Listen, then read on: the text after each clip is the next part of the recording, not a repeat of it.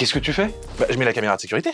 Mais Baptiste, c'est pas une caméra de sécurité, c'est la caméra avec laquelle on filme, ça coûte 2000 €. Ah ouais, mais c'est de bonne qualité, mon gars. Mais non, mais tu utilises ça et c'est beaucoup moins cher. Mais c'est incroyable, tu veux dire que pour le prix d'une caméra comme ça, je peux approximativement en acheter 500 comme ça? Exactement. Let's go pour un DIY.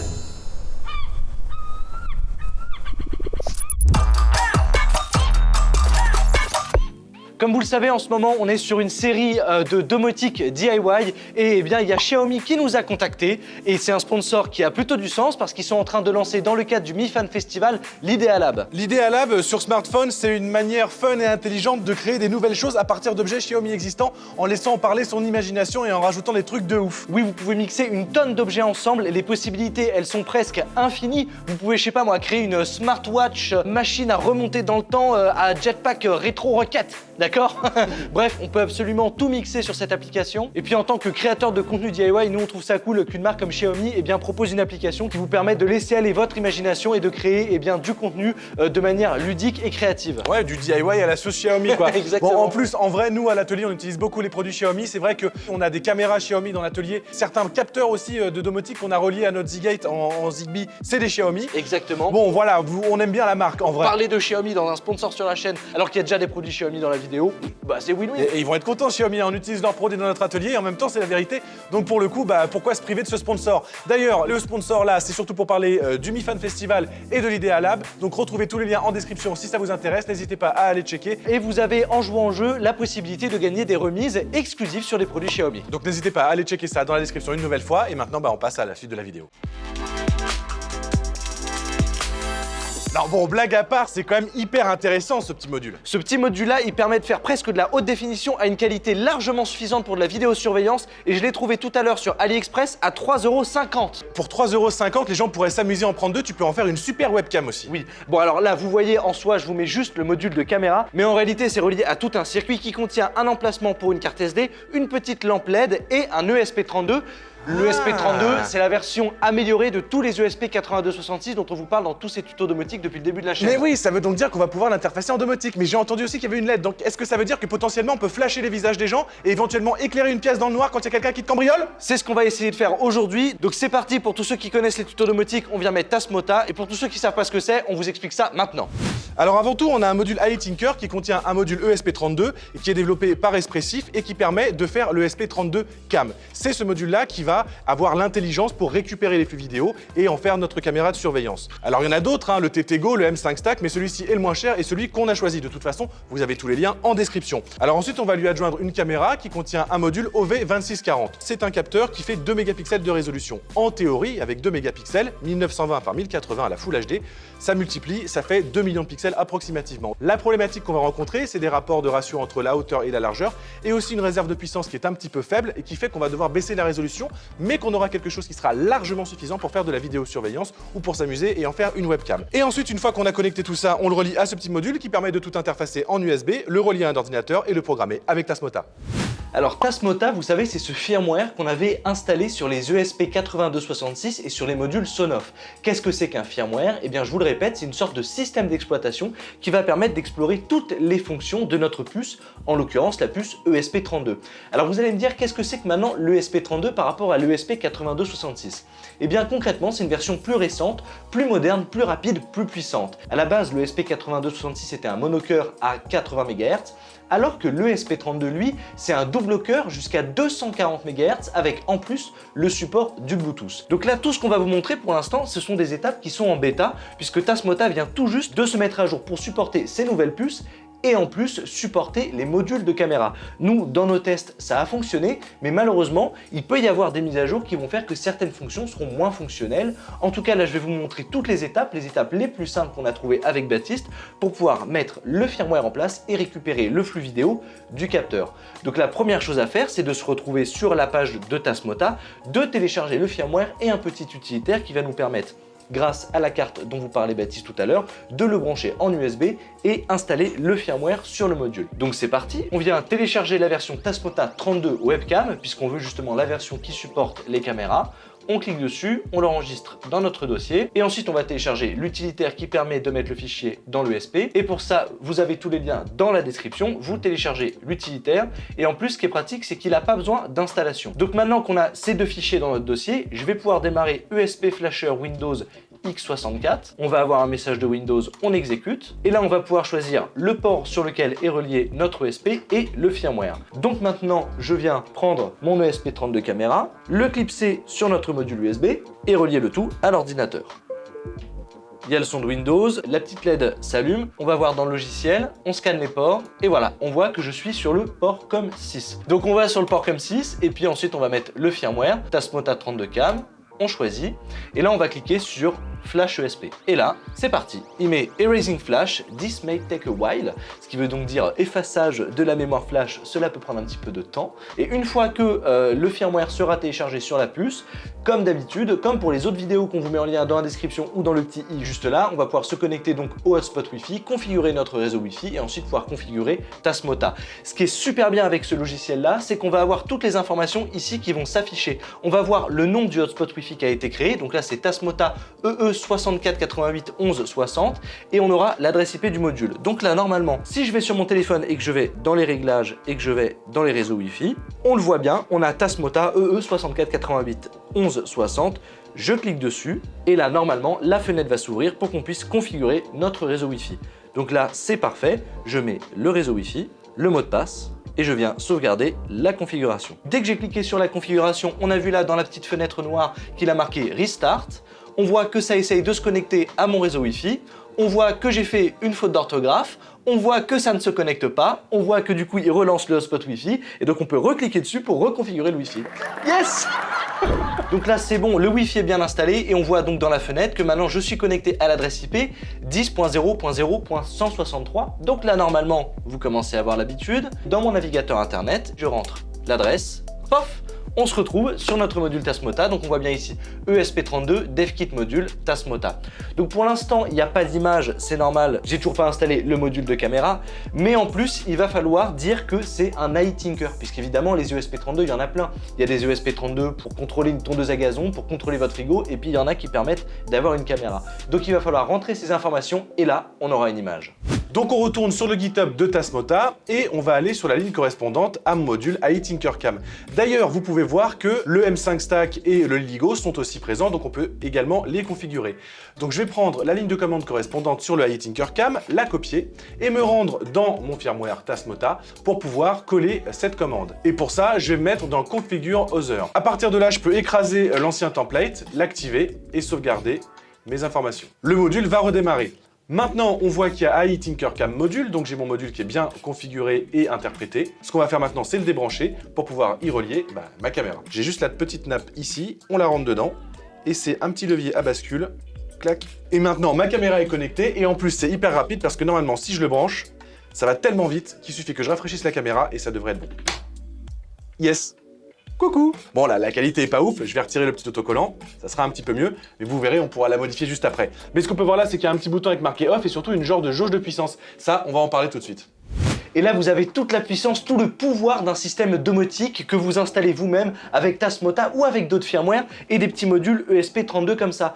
Puisque là, comme on vous l'a dit, il y avait une petite LED. Et grâce au template que Baptiste a configuré tout à l'heure, où on voit qu'il y a ici tous les GPIO qui sont référencés, donc je vous rappelle, ces GPIO, ce sont ces petits connecteurs sur lesquels peuvent être branchées diverses choses, une caméra, une LED ou un lecteur de carte SD. Grâce au template, ici on voit que le GPIO 4 est relié une broche PWM sur laquelle est reliée la LED. Et donc quand on se retrouve sur l'interface générale de Tasmota, on va pouvoir faire toggle, allumer la LED, et comme elle est branchée sur une broche PWM, donc variable, on va pouvoir justement faire varier la puissance de la LED. Et ça, c'est génial. Donc là, concrètement, on pourrait s'arrêter là. Vous avez votre module, votre caméra Wi-Fi. Vous pouvez contrôler le module Tasmota et la lumière depuis cette interface-là. Ça peut être suffisant pour certains cas d'usage. Mais nous, la dernière fois, on a construit une box domotique avec MotionEye. Donc on va rajouter cette caméra sans fil aux autres sur MotionEye et on va pouvoir intégrer la lumière dans Domotix. On se retrouve donc sur MotionEye, vous connaissez la chanson, vous tapez l'adresse IP et le port, et on va aller chercher sur notre box sans fil, notre caméra sans fil pour les connecter. Pour ça, on nous dit ici qu'il n'y a pas de caméra configurée, qu'on clique ici pour en ajouter une. Contrairement à la dernière fois, cette fois-ci, on va cliquer sur Network Camera, et je vais devoir aller la chercher avec son adresse IP, http://10.0.0.163, et là je vais rajouter le port 2.81/cam.mjpeg. C'est donc le flux de la caméra que je vais aller chercher et je clique sur OK. Et voilà, c'est bon, j'apparais dans MotionEye, ma caméra est bien en Wi-Fi interfacée avec ma box domotique. Alors vous pouvez le remarquer, la qualité comme d'hab n'est pas au rendez-vous, c'est normal. Il va falloir que je règle le framerate, c'est-à-dire le nombre d'images par seconde. Là, on va monter à 10 et on va voir, ça sera déjà beaucoup mieux. Ok, on le voit, c'est beaucoup plus fluide et c'est largement suffisant pour une caméra de surveillance. Pourquoi on l'a mis dans MotionEye? Parce que maintenant on bénéficie des fonctions intelligentes bien plus évoluées que celles qu'on aurait dans Tasmota, c'est-à-dire donc l'enregistrement qu'on mettra sur le cloud, ça on vous l'expliquera tout à l'heure. On va pouvoir activer la détection parce que s'il y a un mouvement quand il n'y a personne, on va pouvoir déclencher un événement et lancer une alarme. Bref, toutes ces fonctions-là qui font que MotionEye est l'idéal pour un système de vidéosurveillance. Mais surtout, vous le voyez ici, j'ai une image, mais je pourrais en avoir 2, 3, 4, 5, 6, 10, 15 en rajoutant un deuxième module en Wi-Fi, mais ça, on le voit tout de suite. Pour le moment, on ne va pas rentrer dans une configuration poussée de MotionEye. Toutefois, j'ai quand même nommé mes caméras ici, l'ESP32 caméra qui est juste là et qui filme Baptiste, et j'ai ajouté une C920 en USB juste là qui me filme moi. Donc là, on voit bien qu'on a un MotionEye fonctionnel avec une caméra Wi-Fi type ESP32, une caméra filaire type webcam C920, et on a les deux flux qui s'affichent ici et qui sont presque synchro quand je mets mes mains devant. Donc maintenant, on va pouvoir bénéficier des fonctionnalités centralisées de MotionEye, à savoir le renvoi de photos de nos caméras pour pouvoir les diffuser sur notre système de domotique. Donc ici, quand on vient sélectionner par exemple l'ESP32 caméra, dans la partie vidéo streaming, on va pouvoir surtout récupérer le snapshot URL. Cette URL là, en fait, ça va être une image qui va pouvoir être récupérée par n'importe quel système. Home Assistant, Node-RED, Homebridge, Gladys, mais je sais pas s'il le fait. Donc je viens copier l'adresse qui nous est donnée par MotionEye et je vais me retrouver sur Domotix juste ici, qui est donc une installation toute neuve, il n'y a même pas encore un seul interrupteur de configurer, et on va pouvoir aller dans l'onglet Configuration, plus d'options, Caméra. Et là, dans l'onglet Caméra, juste en haut à droite, on va pouvoir ajouter une caméra. On vient mettre l'adresse IP de notre MotionEye, on vient rajouter le port et on vient mettre l'URL de l'image. Donc je vous rappelle, on voit bien donc l'adresse IP, ici 192.168.0.7, c'est l'adresse IP de votre box, le port 8765, on l'indique ici, et ensuite l'URL de l'image, on voit c'est ce qu'il y a après le port, /picture/1/current, on le retrouve ici. On peut maintenant tester la connexion, et on voit bien qu'il y a l'image de Baptiste qui apparaît. Donc maintenant, j'ajoute la caméra, et voilà, on a notre caméra sur Domotix, on peut prendre une photo et l'enregistrer sur notre bureau, magnifique, mais on peut surtout voir depuis Domotix le flux de la caméra. Donc là concrètement on a trois moyens d'accéder à la caméra, sur Tasmota, sur MotionEye et sur Domotix. On le rappelle, par contre, il faut bien différencier les trois systèmes. Tasmota, c'est ce qui va nous permettre de gérer la caméra en Wi-Fi, d'accepter le module photo, de nous renvoyer un flux dans MotionEye. MotionEye, c'est lui qui va gérer toute la détection de mouvement et l'enregistrement des fichiers. Et l'intégration dans Domotix, c'est une petite intégration supplémentaire qui va nous permettre de centraliser tout le système ou alors de gérer un système d'alarme. On va tester la latence, 3, 2, 1. C'est pas mal. C'est pas mal.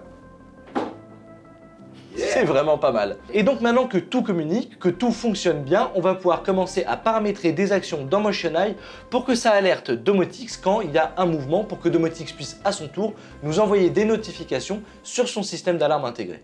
Une fois dans Domotix, on va pouvoir se servir des informations qui sont dans MotionEye. Je m'explique. En fait, MotionEye a la capacité de s'occuper des informations d'image de la caméra, de les traiter et de les transformer en informations de mouvement en disant attention, notification là, il se passe quelque chose, il y a un mouvement, un peu comme un détecteur de mouvement. Je sais pas si vous vous rappelez, mais dans la dernière vidéo, on avait fait en sorte que MotionEye pouvait vous envoyer un mail avec une photo pour pouvoir voir si quelqu'un s'était introduit dans votre lieu. Et là, ce qu'il va faire, c'est exactement la même chose, sauf qu'il va le faire sur Domotix. C'est-à-dire, au lieu de vous envoyer un mail, il va envoyer une notification à Domotix et Domotix va pouvoir récupérer cette notification et on va pouvoir en faire quelque chose. Pour récupérer ces données de mouvement dans MotionEye, je vais devoir créer un périphérique virtuel, un détecteur de mouvement virtuel. Et pour faire ça, il faut que je commence d'abord par créer une sorte de pont entre les deux. Et donc je vais me rendre dans Configuration, matériel et je vais nommer ce pont. Ensuite, le type de pont, eh bien, c'est un pont idiot. On va juste récupérer les données brutes telles qu'elles nous arrivent. Donc là, pour ça, j'ai la fonction dummy. Does nothing, use virtual switch only, c'est-à-dire il ne fait rien, il récupère bêtement les informations. Maintenant que j'ai mon pont qui peut récupérer ces données-là, je vais pouvoir lui assigner un périphérique virtuel. Et ce périphérique, je vais le nommer garage. Et comme je veux que ce périphérique soit vraiment très bête et qu'il me dise simplement oui, non, grosso modo on-off, je vais lui faire croire que c'est un interrupteur. Je clique sur OK et normalement, si je me rends donc dans la zone interrupteur de Domotix, mon interrupteur virtuel, idiot, est créé, il est juste là et il s'appelle garage. Donc là, j'ai mon bouton on-off qui est apparent, je vais le modifier et je vais lui dire que c'est un détecteur de mouvement motion sensor juste ici et je vais sauvegarder. On voit que l'icône change et j'ai donc bien maintenant mon détecteur de mouvement qui est apparent dans Domotix. Alors la suite des événements maintenant, c'est de relier ce détecteur de mouvement dans Domotix à MotionEye. Et pour ça, je me rends dans MotionEye, vous connaissez la chanson, l'adresse IP, les caméras, etc., etc. Je me rends dans Motion Notification, tac, Call a webhook et je vais pouvoir rentrer la commande que je vous mets en lien dans la description. Alors là, ce qu'on vient de faire en fait, c'est juste de dire à MotionEye où aller pour renseigner le périphérique qu'on a créé dans Domotix. Ça va créer une notification qui est interprétée par Domotix quand MotionEye envoie la notification à Domotix. C'est exactement comme si j'envoyais un email, là j'envoie une notification. D'ailleurs, vous pouvez le voir, il y a l'adresse IP locale qui est juste là, le port, etc., etc. L'IDX qui correspond au numéro d'identification du périphérique qu'on a renseigné dans Domotix et la commande switch on et donc déclencher l'action. J'enregistre et normalement, vu que je bouge devant la caméra, à partir de maintenant, j'ai un mouvement qui devrait être détecté dans Domotix. Si je reviens ici, on voit bien que j'ai un petit bouton rouge, ça veut donc dire que ça détecte un mouvement. Par contre, ce mouvement-là, une fois qu'il est détecté, il va jamais se réinitialiser. Ce qu'il faut que je fasse, c'est que je modifie une fonction, je lui rajoute une fonction d'extinction, donc par exemple 10 secondes, et là, à partir du moment où il va détecter un mouvement, au bout de 10 secondes, réinitialiser son état, et si quelque chose rebouge au bout de 10 secondes, relancer la commande, attention, il se passe quelque chose. Et donc là, normalement, tout est configuré. Quand un mouvement sera détecté sur MotionEye, l'information sera envoyée à Domotix pour que le détecteur de mouvement de Domotix soit lui aussi actif. On se retrouve dans MotionEye, je passe ma main devant la caméra, vous allez voir le cadre rouge, donc ça veut dire qu'il y a eu un mouvement de détecté sur MotionEye, et si on va dans Domotix, on voit bien que le capteur s'est allumé aussi. Normalement, au bout de 10 secondes, il devrait s'éteindre, ça y est, il s'est éteint. Dans MotionEye, le cadre rouge va lui aussi disparaître parce que MotionEye lui-même utilise ce système de temporisation pour ensuite considérer qu'il n'y a plus de mouvement à la caméra. Le cadre rouge a disparu dans MotionEye. Le détecteur de mouvement est éteint sur Domotix. Je mets ma main. Domotix met on. Et il y a le cadre rouge sur MotionEye. Donc c'est bon, les deux plateformes sont bien reliées, on a le retour d'état et l'information de mouvement dans Domotix. Donc on va pouvoir maintenant intégrer une lumière qui va s'allumer en fonction du mouvement. Et là vous m'avez compris, on va pouvoir intégrer la lumière de l'ESP32 caméra. Donc pour ça, on vous invite à regarder les liens dans la description parce qu'on vous a beaucoup parlé de comment allumer une lumière avec Tasmota et Domotix. Il va falloir qu'on aille dans le capteur ici de mouvement. On va donc pouvoir faire une action on, action off. Ça correspond à la commande qui va être envoyée par Domotix à Tasmota pour allumer la lumière et l'action off, ça va correspondre à une deuxième action qui va être envoyée à Tasmota pour éteindre la lumière. Cette commande-là, on vous en a déjà parlé, on vous la remet juste ici. C'est l'adresse IP de notre module Tasmota plus la commande power on et en toute logique dans action off, la commande power off. Maintenant, on sauvegarde notre détecteur de mouvement et là, quand je vais passer ma main, ça va s'allumer. Au bout de 10 secondes, le détecteur de mouvement va passer à l'état éteint et ça va envoyer la commande pour éteindre la LED. Et voilà, donc là on peut faire plein de choses. On peut soit avoir un système discret où il n'y a aucune lumière qui s'allume, soit surprendre quelqu'un qui viendrait sur votre terrain en allumant la lumière, ou alors carrément créer un deuxième périphérique sur Domotix complètement indépendant du détecteur de mouvement pour allumer ou éteindre la lumière à sa guise. Et donc là ça y est, tout est configuré, on peut contrôler la lumière, on reçoit le flux de la caméra, on détecte les mouvements, bref, on a vraiment un petit système embarqué pour moins de 5 € qui est assez incroyable. Il a juste encore un défaut, c'est que s'il y a une coupure de courant, eh bien on peut plus contrôler la lumière et on peut plus contrôler la caméra. Et comme on vous l'a dit, la box de Domotic, on vous conseille de la mettre sur onduleur. Votre réseau Wi-Fi et Internet, on vous conseille aussi de le mettre sur onduleur pour que s'il y a une coupure de courant, vous puissiez toujours accéder à votre système de domotique. Donc là, ce qu'on va faire, c'est mettre ce système-là sur batterie. Bon, c'est dans ce bain d'ondes, mon cher Baptiste, box domotique sans fil, caméra sans fil, ordinateur sans fil, qu'on va pouvoir configurer le système de batterie de l'ESP32 Cam. Vous savez qu'on utilise beaucoup le Womos D1 Mini qui propose ici un petit battery shield. Alors, il est plus tout à fait d'actualité, mais quand même, quand on vient brancher brancher l'ESP32 caméra dessus, on remarque que les bandes positives et négatives correspondent et donc on va pouvoir alimenter avec une batterie l'ESP32 mais aussi recharger la batterie grâce à ce petit shield. Alors attention, hein, quand vous choisissez des petits composants comme ça peut être vite de mauvaise qualité et chauffé. C'est d'ailleurs notre cas sur ce modèle-là. Donc il y a 1000 façons d'alimenter le système. Vous pouvez le faire directement depuis une batterie USB que vous achetez dans le commerce. On vous l'a déjà montré. Voilà, c'est pas la solution absolue à tout. Mais nous, c'est celle qu'on choisit parce que c'est petit, c'est compact et on veut vous la montrer comme ça, quoi. Donc là, on prend le SP32 avec le shield attaché, une petite batterie de 1000 mAh. Hier, j'ai tenu 2 heures sur cette batterie, ça fonctionnait toujours impeccable. C'est en lien dans la description aussi. Et donc là, on vient relier notre batterie à notre ESP32 caméra. Normalement, ça a démarré. On va sur l'ordinateur et on regarde si Tasmota est bien actif. Normalement, ça démarre toujours aussi vite qu'avant. Voilà. Oh! Et ça y est, on l'a dans Motion Eye, on l'a dans Domotics. Hey, hey.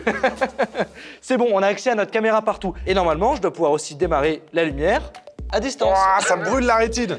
C'est vrai que c'est une LED qui est très très puissante. On a remarqué avec Baptiste, en la faisant marcher plusieurs minutes, que ça chauffait beaucoup au niveau du PCB, au niveau des points de contact avec la LED. Je me suis même un peu brûlé le doigt, donc soyez très vigilants avec l'usage de la LED. Mais bon, c'est quand même un module là. Pour 10 €, on a une caméra sans fil, Wi-Fi, avec une LED qui s'intègre à notre système de domotique. Et sans fil et autonome. Je peux aller à Tombouctou avec. Y a pas de problème. Bon, il me faudrait un serveur 3G. Mais voilà. Hein? Potentiellement, je peux le faire. Il faudrait même aussi fabriquer un boîtier tout court pour la caméra. Là, en l'état, on peut l'utiliser, mais ça serait quand même beaucoup plus sympa d'avoir une impression 3D. Il en existe plein de modèles sur Thingiverse, on vous met tous les liens dans la description. Et puis, j'avais aussi essayé d'en créer une en live, donc n'hésitez pas à nous rejoindre sur Twitch si vous voulez voir des créations de boîtiers 3D sur Fusion 360. Oui, absolument. C'était très très bien comme live. Merci. On te voyait créer ce petit boîtier. Aussi, on voulait vous parler de ce petit module qui est souvent vendu avec l'iTinker, qui permet de le relier en USB. Alors, c'est très pratique, mais on a remarqué à l'oreille qu'il grésillait et qu'il avait tendance à nous créer des perturbations au niveau du Wi-Fi. Donc, on avait une portée affaiblie de la caméra, ce qui fait que, au final, autant alimenter directement. Il y a eu un mouvement, ça s'est allumé. Autant alimenter directement l'ESP avec le shield et la batterie ou en reliant les broches sur une alimentation secteur 5 volts classique. Et là, si on va sur Domotics, on va voir que Hop ça là. s'allume dans Domotics et que ça allume la LED comme prévu. On est en train de se faire cambrioler, ma mène. Oh mon Dieu! Bon, on espère que cet épisode vous a plu. La semaine prochaine, on termine cette grande série sur les caméras de sécurité en DIY. On va vous montrer comment sécuriser tout ça aux petits oignons muy caliente. Rendez-vous à 20 h sur Twitch. N'oubliez pas le like, l'abo et le partage. Soyez tous bienveillants les uns vers les autres. Allez checker dans la description aussi les liens de Xiaomi, pourquoi pas. On vous embrasse. À la prochaine. Ciao. J'avoue, c'est pas très discret en plus. Regarde, hop, tu mets ça là et bim, c'est de la... Allez, là... Hein? Hein? Mais non, ça c'est la caméra. Tellement intéressant. C'est minuscule, ça coûte... Ça coûte le prix d'une montre.